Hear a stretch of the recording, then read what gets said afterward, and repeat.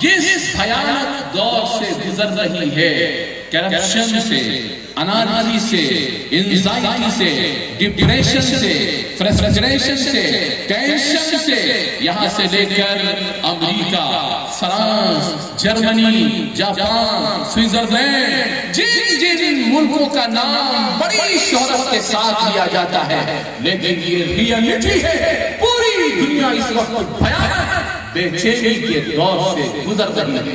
پوری دنیا امن کی تلاش میں ہے، شانتی کی تلاش میں ہے، سلامتی کی تلاش میں ہے، پیس کی تلاش میں ہے، اور اندر سے وہ سیٹسفیکشن چاہتا ہے، لیکن کون کو بتائے کہ تمہارے مرض کا علاج کہاں ہے؟ کیونکہ جن کے پاس دوا تھی وہ خود اپنی دوائے دل کھو بیٹھے۔ ابھی آپ کو معلوم 5 سال پہلے سوئٹزرلینڈ کی پارلیمنٹ نے یہ بل پاس کیا کہ سوئٹزرلینڈ کے ہر باشندے کو اپنے گھر میں سوسائڈ کرنے والی مشین رکھنے کی اجازت ہے۔ سوئٹزرلینڈ غریب ملک نہیں ہے، آپ سرچ کریے گا نیٹ پر، سوئٹزرلینڈ اتنا خوبصورت ملک ہے کہ کوئی کمی نہیں، جتنی نیچرل بیوٹیز ہو سکتی ہیں وہ سب سوئٹزرلینڈ کے اندر، بہترین جھرنے، بہترین سمندر، بہترین ندیاں، بہترین باغات، بہترین آب و ہوا، بہترین لوگ، مانداری کا یہ اسٹیٹس کہ پورے ملک میں کوئی بھی ڈھونڈنے سے غریب نہیں مل سکتا ہے۔ ہر شخص نہایت ہی ماندار، نہایت ہی دولت مند، بالکل سیٹلڈ لائف۔ اس کے بعد بھی سوئٹزرلینڈ کی پارلیمنٹ نے یہ بل پاس کیا، ہر شخص اپنے گھر میں سوسائڈ کرنے والی مشین رکھ سکتا ہے، جب جی چاہے بے چینی کی وجہ سے اپنی جان چند سیکنڈوں میں ہلاک کر سکتا ہے۔ یہ صورتحال ہے دنیا میں۔ ایک فرانس کے ریسرچ اسکالر نے ایک کتاب لکھی تھی، اس میں اس نے یورپ کے 28 لوگوں سے انٹرویو لیا، اور جن لوگوں کا انٹرویو لیا ہے وہ سب یورپ کے سب سے مالدار لوگ۔ اس کتاب کی تفصیل میں دا الٹرا ریچ اس کتاب کا نام ہے، اس کی تفصیل پڑھنے ہوش و حواس ہو جاتا ہے۔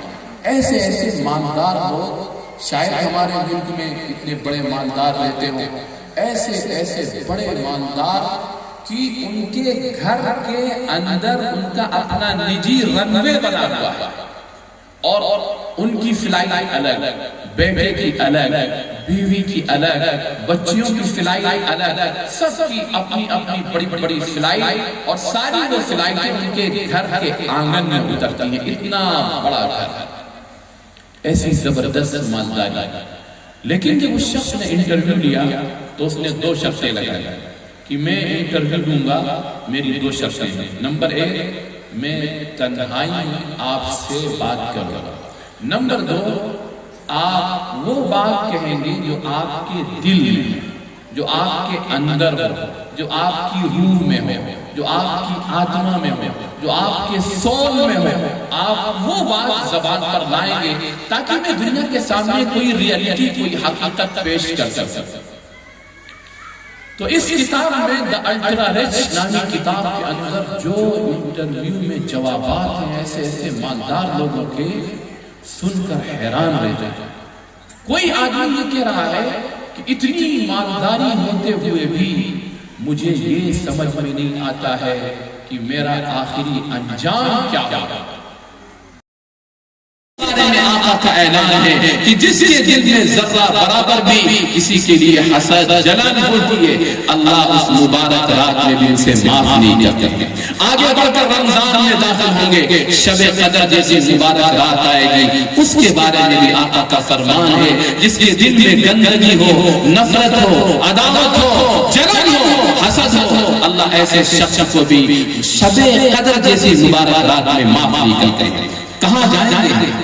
کس کے دامن میں پناہ لیں گے؟ کون ہمیں بچائے گا؟ وہی ہمارا نبی سب سے بڑا آسرا اور سہارا ہے میدان محشر میں۔ اگر اس نبی نے بھی یہ کہہ دیا کہ سحقا سحقا، یہ حدیث کے الفاظ ہیں، مسلم کی روایت ہے، کل قیامت کے دن میدان محشر میں بہت سے لوگ یہ دیکھ کر کہ یہ میرے آقا ہیں ان کی طرف بڑھیں گے، اور جب بڑھیں گے تو فرشتے بیچ میں آ کر ہٹا دیں گے، اور جانتے ہیں فرشتے کیا کہیں گے؟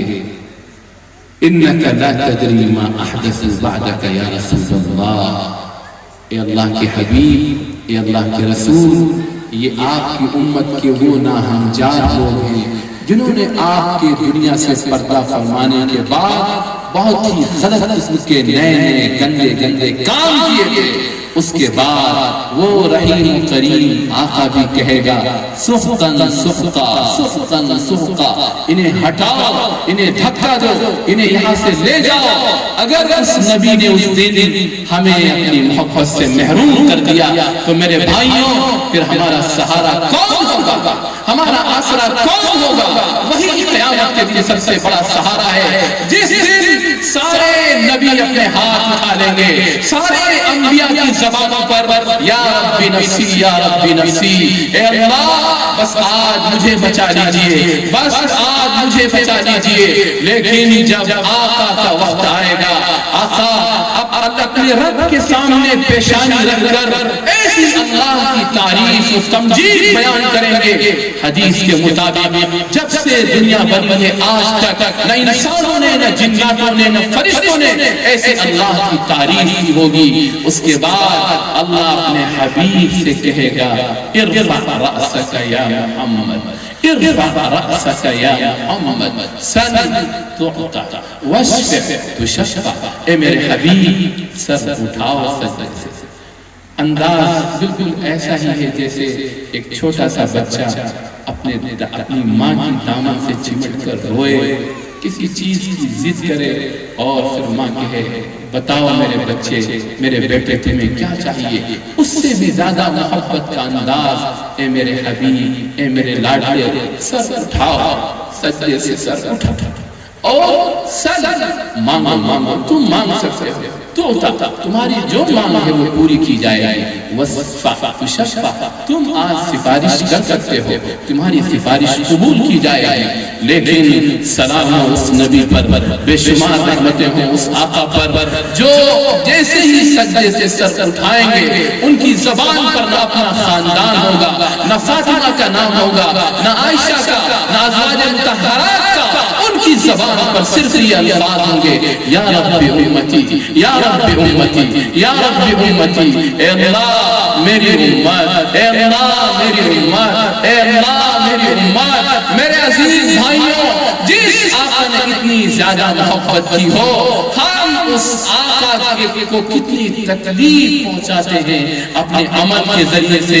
جب ہمارا عمل ہر دوشنبے کے دن، ہر جمعرات کے دن، یہ حدیث کے الفاظ ہیں، آقا کا فرمان ہے، جب ہمارے عمل آقا کے دربار میں پیش کیے جاتے ہوں گے، آقا دیکھتے ہوں گے کہ یہ میری وہ امت ہے جس کے لیے میں نے اپنا خون بہایا، جس کی وجہ سے میرا پورا خاندان کئی مہینوں تک فاقوں سے گزرا، جس کی وجہ سے میرے نوازوں کو شہید کیا گیا، یہ میری وہی امت ہے۔ کتنی تکلیف ہم پہنچاتے ہوں گے، اس لیے خدا کے لیے میرے عزیز بھائیوں اپنے اوپر رحم کھاؤ، اپنی نسلوں پر رحم کھاؤ، آنے والی نیو جنریشن پر رحم کھاؤ اور اپنے روح کو تبدیل کرو۔ اس کے لیے سب سے پہلے چیز آپ سے یہ عرض کی گئی کہ اپنے دل کو ہر ایک کی طرف سے صاف رکھیے۔ ہر مسلمان، ہر آقا کا امتی محبت کے لائق ہے، ہم شفقت کی نگاہوں سے اس کو دیکھیں گے، اپنے دل میں ذرہ برابر کوئی حسد، کوئی جلن، کوئی کینہ، کوئی بغض نہیں رکھیں گے، تاکہ اللہ کی رحمتیں ہمارے ساتھ ہوں، نبی کی شفقتیں ہمارے ساتھ۔